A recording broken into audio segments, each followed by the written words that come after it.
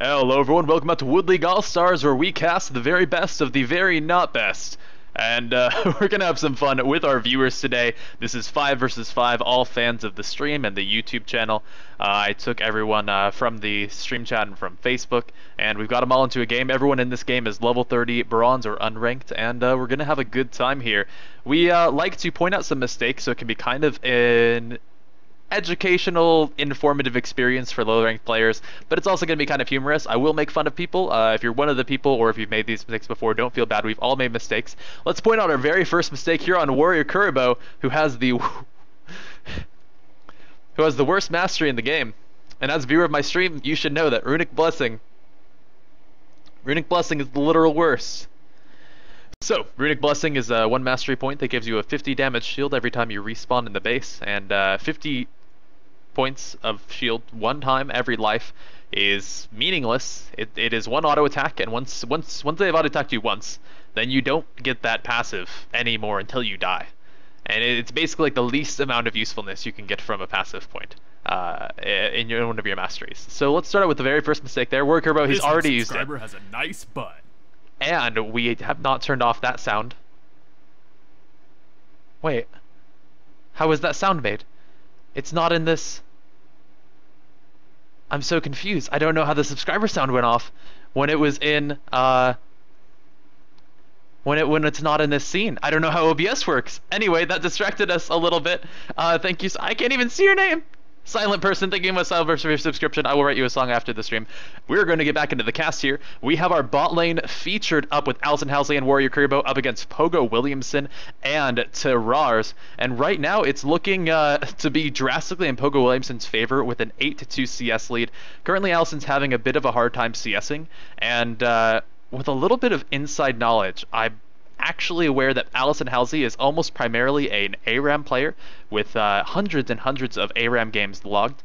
So the CSing game actually might be a little bit weaker here in the bottom lane because CSing isn't nearly as necessary on that Howling Abyss map.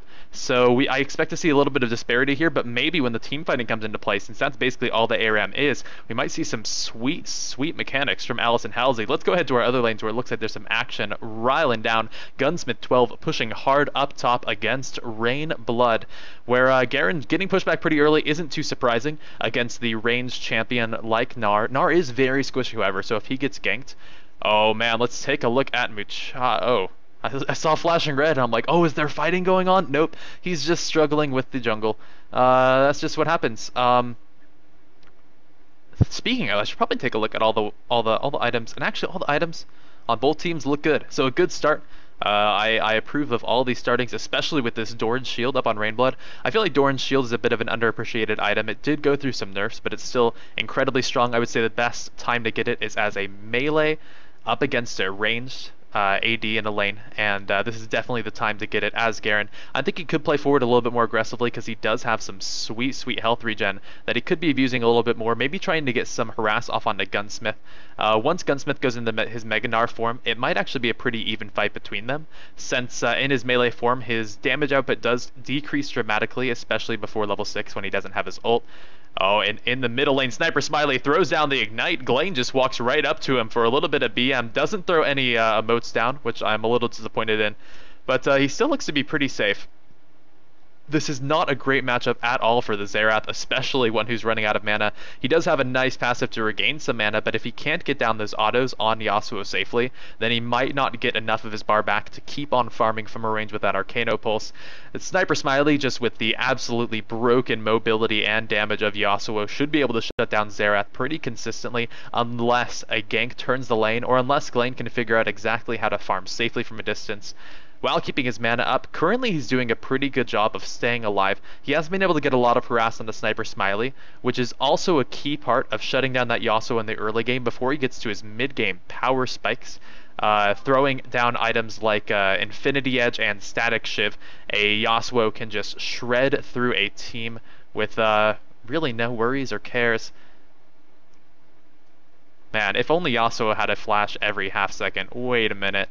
Well, it's you know, oh man. That damage is just ridiculous. It's too bad that he doesn't have any range abilities. Wait a minute. It's too bad he doesn't have any CC. Wait a minute. It's too bad he doesn't have any dashes other than his E. Wait a minute. It's too bad he doesn't have a shield and other survivability. Oh no! What doesn't Yasuo have? Let's take a look at another lane so that we don't get too salty about this champion. We are playing with our camera settings a little bit too liberally, but it looks like we are back. Let's take a look.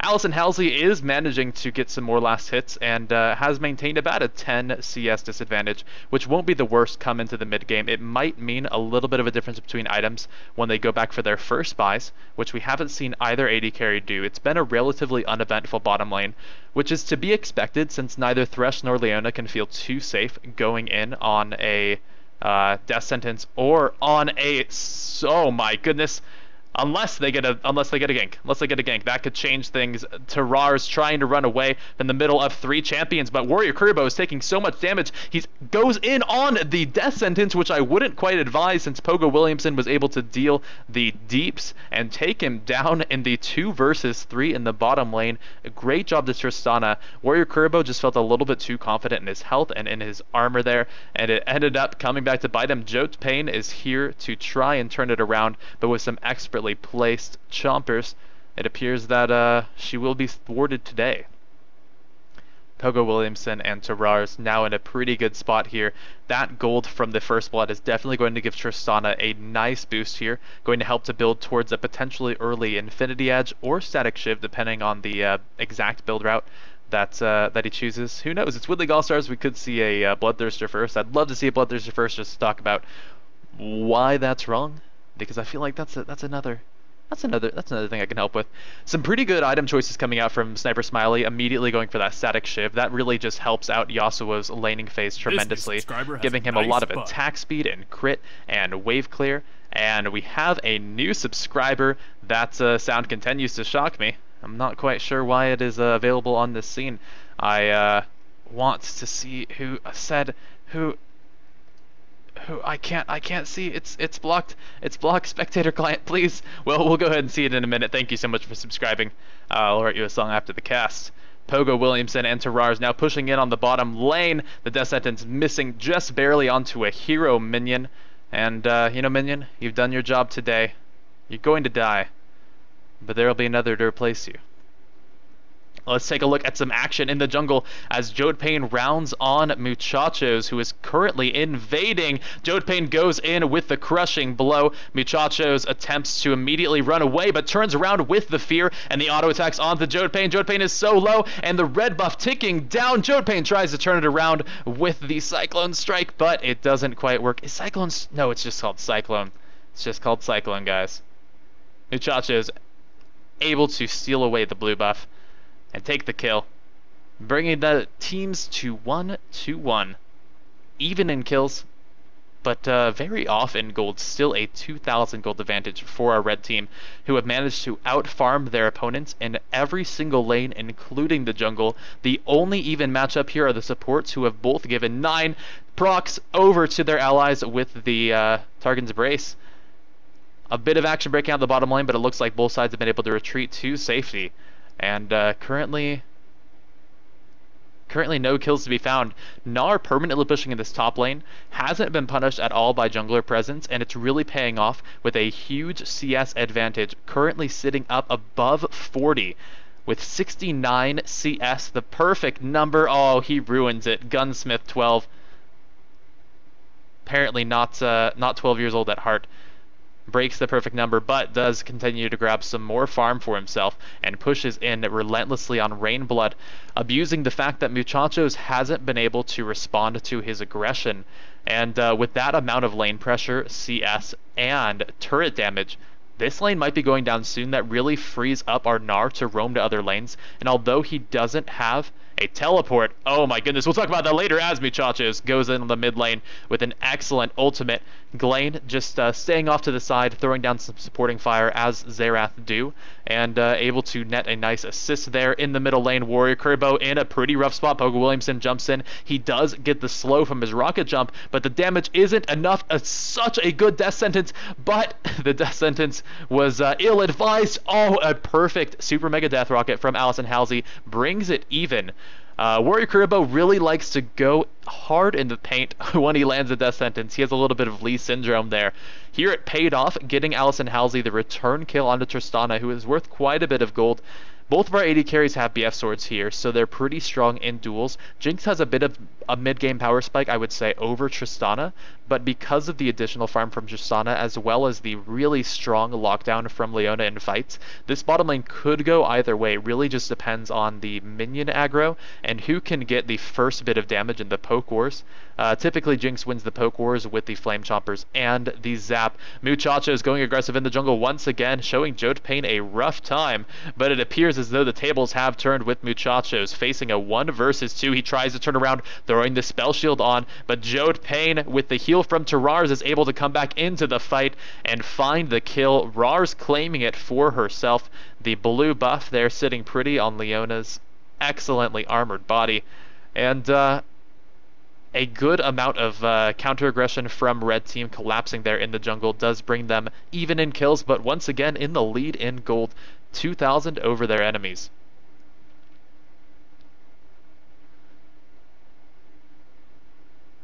Let's take a look at this mid lane here. If we look at the CS, Sniper Smiley is quite ahead, but Glane is managing to push up now. He feels a lot safer now that he got that assist. Even though his itemization doesn't necessarily point towards safety, he did opt towards that Chalice of Harmony, which will give a lot of mana regeneration, but it's not typically what we see against an AD mid laner.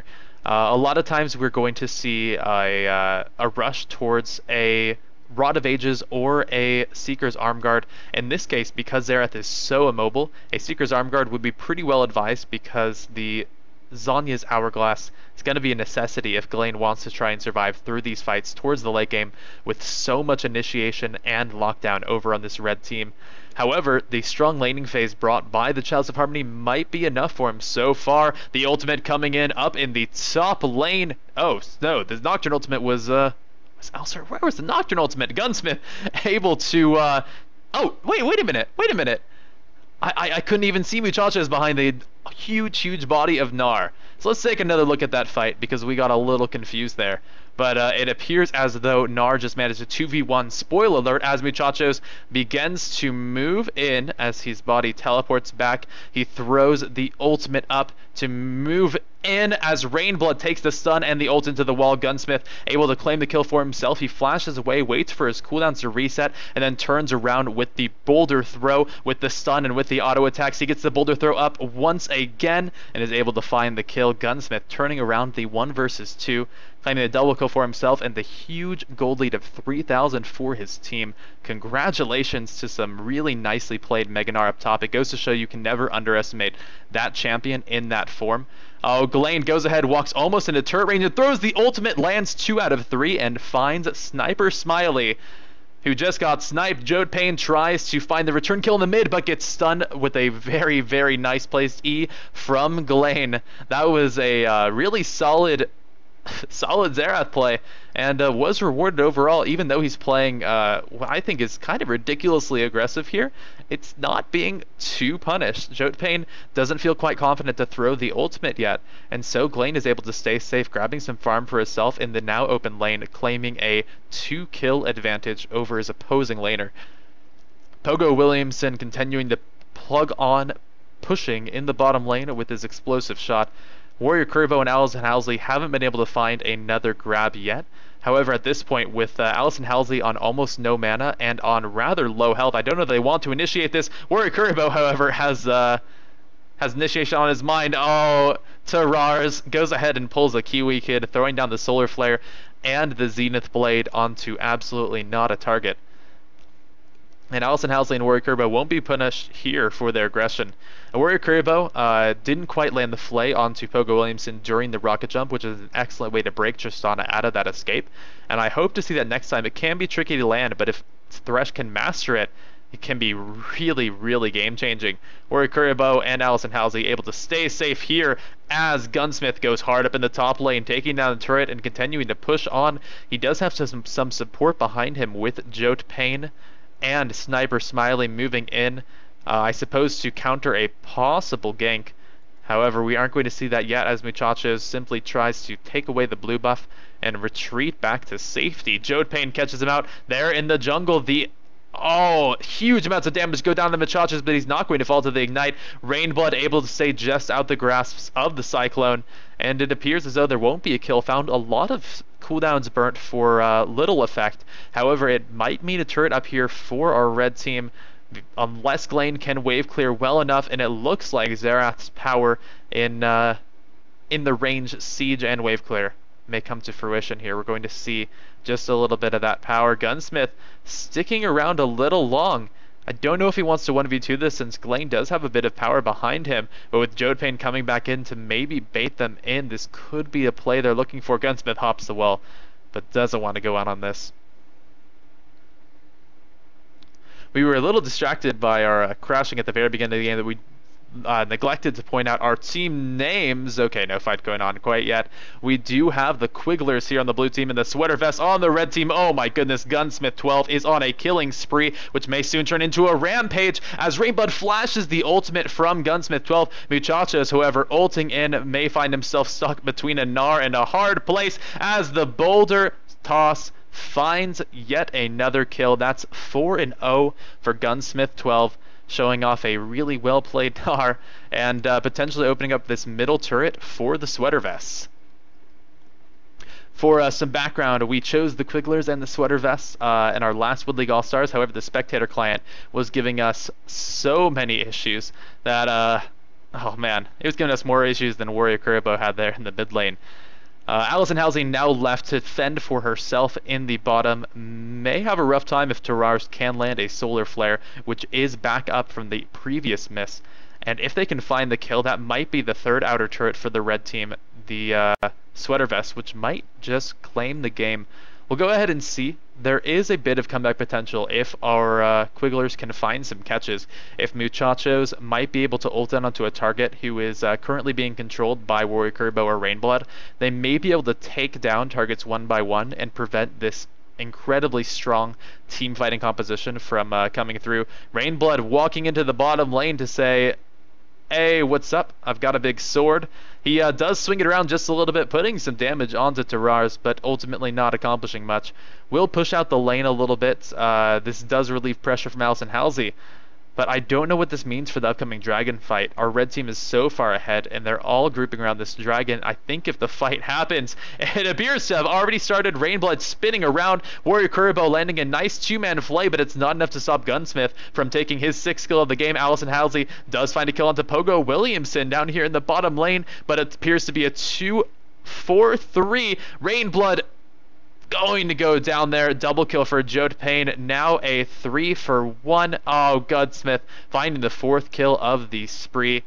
And even without their mid laners, they still managed to find a rather explosive fight. Glane barely escapes here. Sniper Smiley not quite landing the knock-up from that Q. And that is going to be a huge team fight win for the Sweater Vest. Quigglers being stomped out there around the Dragon Pit. Not able to contest this dragon at all here. And that'll be a lot of gold coming over here. Right, currently a 9,000 advantage. A really impressive lead for our boys in red. We did talk about how strong their composition was going to be before the game started, but what we couldn't have known was exactly how dominating Gnar's performance would be in the top lane. Oh my god, Jode Payne with the shout out to Broken Shot. No! Oh, Jode Payne couldn't even finish off the little lizard. Oh, that was close. That was close, you guys.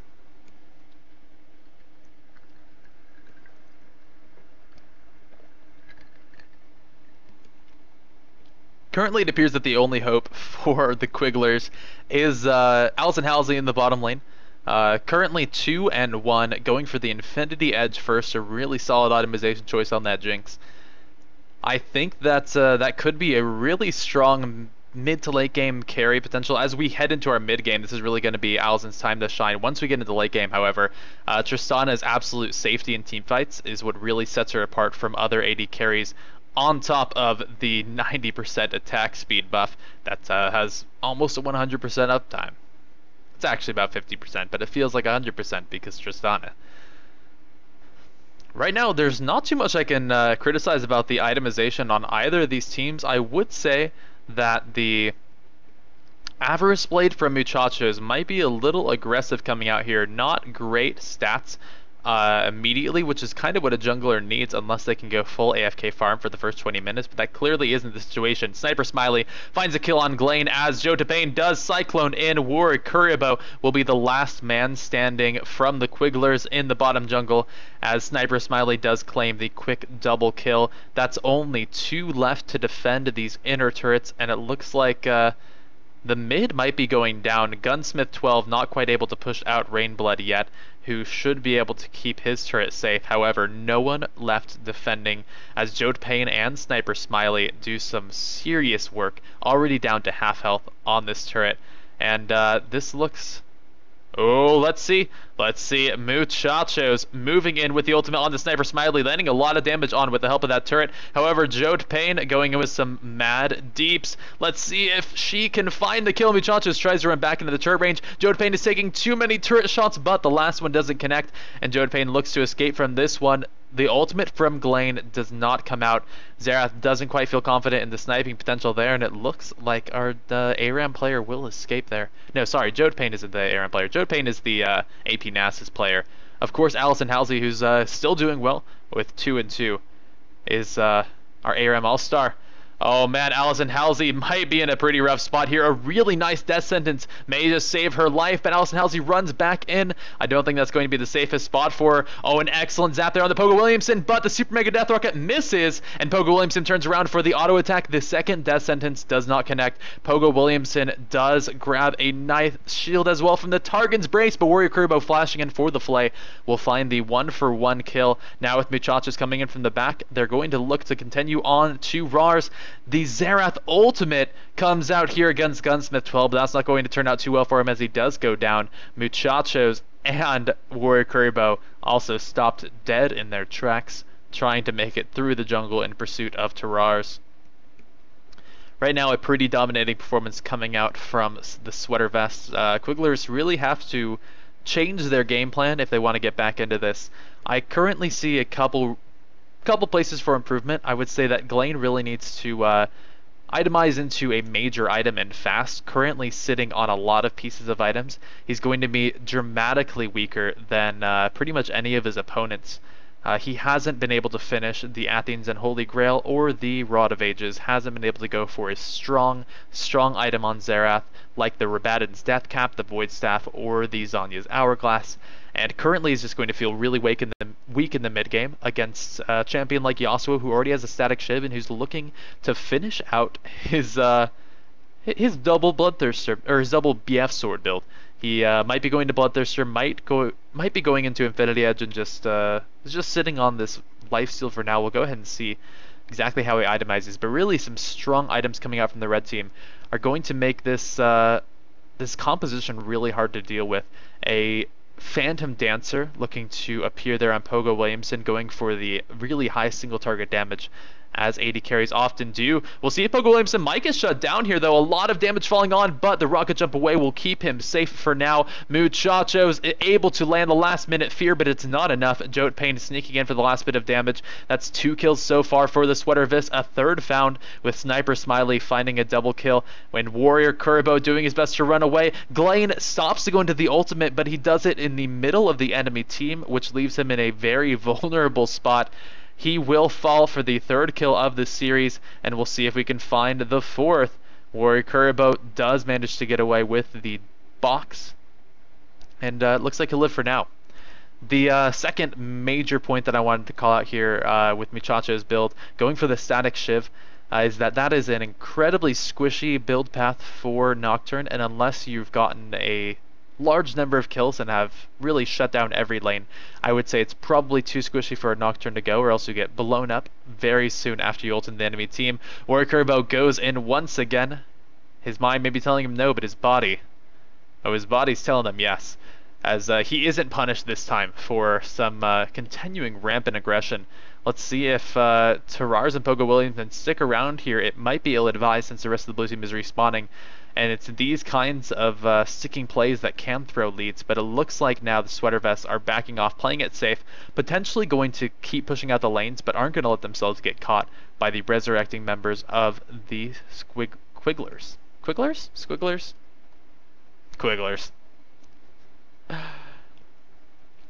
Oh man, Glane going hard in the paint, but the Zenith Blade and Shield of Daybreak may be a little bit too much to stop him. The absolute wombo combo of damage and control from this Leona and Tristana are just going to put him in a sad, sad spot. Allison Halsey able to dodge the stun and ultimate from Gunsmith 12, but simply by running in a straight line. And we'll see if Allison can maybe turn around with a good amount of damage here. Allison really is this team's last hope. Warrior Kuribo on the front lines taking a tremendous amount of damage, but does survive for now. A nice place wind wall does keep off a lot of the counter aggression from the blue team, and with some still rather high health bars from the Sweater Vest, we could see continued aggression in the bottom lane. Right now they do have a choice of where they want to claim their advantage. They could take it into a lane or push it out. They could just continue to cement their gold lead with a dragon as well, as they do near up to 14,000 gold in the lead, which is a huge advantage. I don't know that I've ever seen a team overcome a gold disadvantage like that, but who knows? It's Wood League All-Stars. Anything is possible. Yeah, basically anything. Anything's possible. Double BF sword from Yasuo hasn't been built into any item, and you know what that tells me?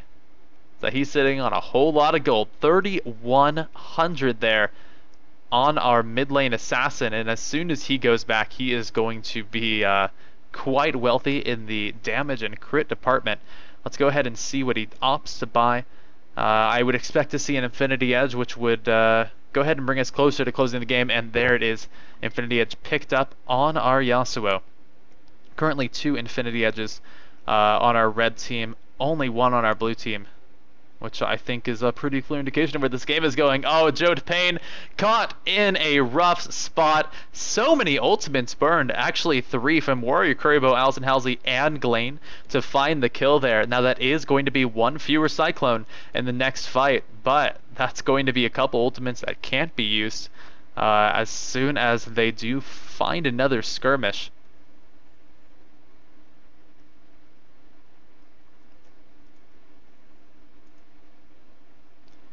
Alright, Rainblood, Muchachos, and Warrior Kuribo are going to go ahead and circle around on the Pogo Williamson. There's the ult in from Nocturne. Rainblood tries to move in with the silence, does find it. Pogo Williamson has made so much distance. Can Rainblood do the damage himself? Oh no, Buster Shot goes the wrong direction, but the heal gives the movement speed to Pogo Williamson. He continues to run away. Rainblood, Muchachos, and Warrior Kuribo are all on the way. There's the blue trinket in there just to get vision of Pogo Williamson, but it looks like he's just too fast.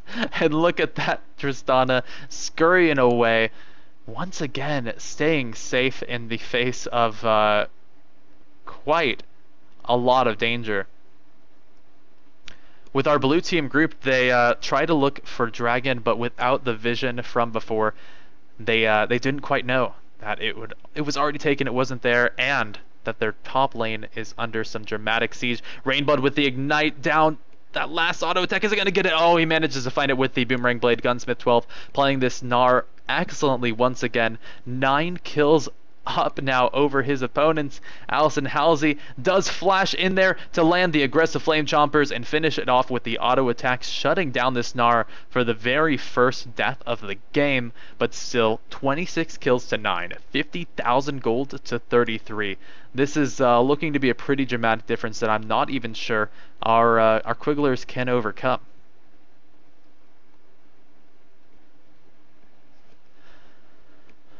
Right now we're seeing a little bit of a reprieve from the aggression as a couple members of Red Team are left to respawn.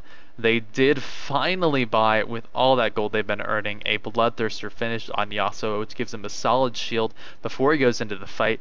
And Gnar building a really nice tanky bruiser build, which seems to work so well on that champion, going for the Trinity Force first for the huge amounts of damage, and then opting for an aggressive Black Cleaver and then a very defensive Sunfire Cape.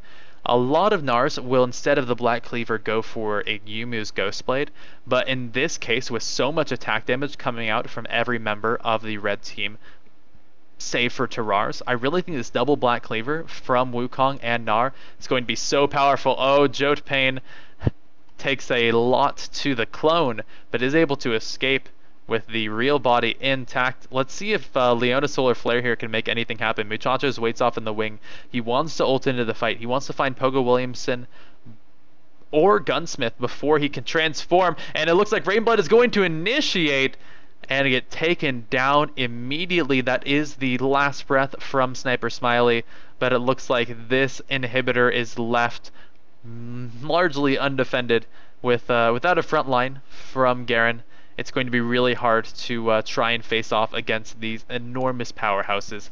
If you take a look at the huge builds coming out from basically every member of the Sweater Vest, I would just be scared. Let's go ahead and take a look at how they choose to defend their base. They do poke a lot, which is really nice with these zaps, with these Arcano Pulses, and without a Baron buff, the regen's going to be pretty hard to come by, but they may not need it. They still should be able to brute force down this turret. Oh man, look at that Scrying Orb value there, lighting up an empty part of the jungle so they can see that there's nothing to see. Jotpain taking a tremendous amount of damage might actually limit her ability to ult in the upcoming fight, and with the ult from Xerath coming in, it looks like Jotpain is one attack from dying. However, it looks like the ultimate went down onto the clone instead of the Wukong herself, and so that won't be... Oh, Muchacho's going hard into the paint. However, the... Oh, okay, he went down. Sniper Smiley did fall to the Xerath, but there were still 2 kills picked up from the Sweater Vest. I wasn't exactly sure where all the kills were going down first. Oh, the Descendants lands on the Gunsmith, but he isn't able to follow it up because of the really excellent stun from Terrars, and now Pogo Williamson finding the kill on the Rainblood, but getting shut down soon after Terrars has Ignite on his head. Glane does find the kill with the Arcano Pulse and Ignite.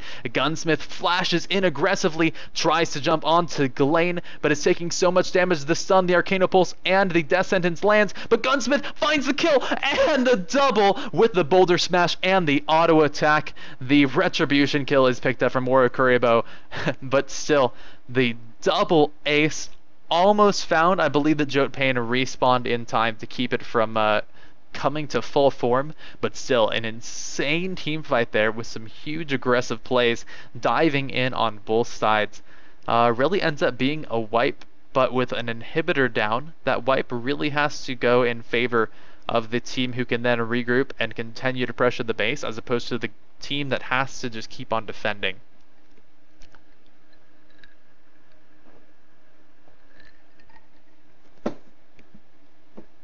We finally have some larger items coming out here from our blue team. A Warmogs on top of the Sunfire Cape from Garen up in the top lane.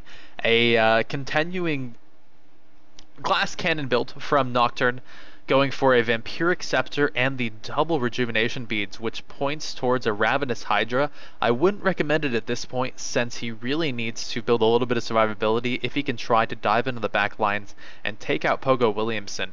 Pogo Williamson is going to be really good at disengaging, but Muchachos just can't die in a couple of seconds, regardless of how hard he gets disengaged.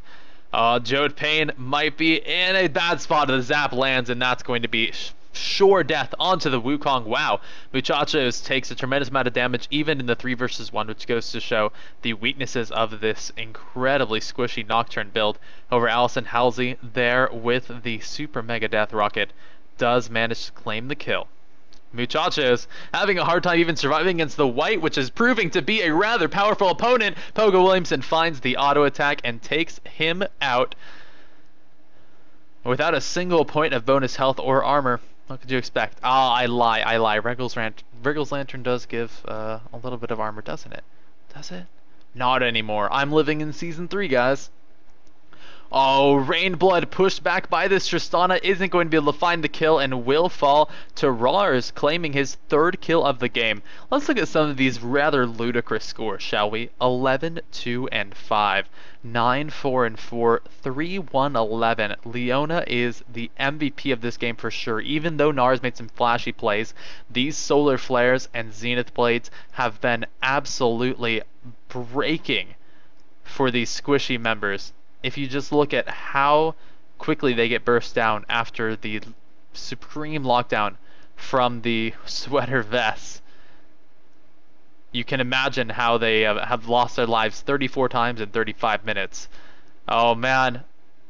Terrars might be going in a little aggressively. Sniper Smiley lands the mock-up, goes ahead in with the last breath, and they managed to find 2 kills so far. There's only 3 members left defending this base. Rainblood tries to come in as the last remaining member as Zerath and Warrior Kurbo do fall. And it looks like that will be the game here for the Sweatervists. Congratulations, not losing a single member in that last push and only giving up 14 kills through the course of the game.